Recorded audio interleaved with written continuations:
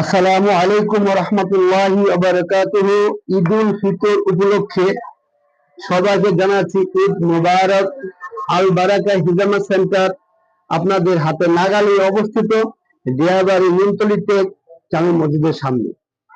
যারা বহুদিন যাবত অনেক ব্যথা নিয়ে অনেক যন্ত্রণা সহ্য করতেছেন, গিরায় গিরায় ব্যথা, জয়েন্টে ব্যথা, পিঠে ব্যথা, মেরুদণ্ডে ব্যথা, অনেক চিকিৎসা করছেন কিন্তু সুস্থ হতে পারতেছেন না।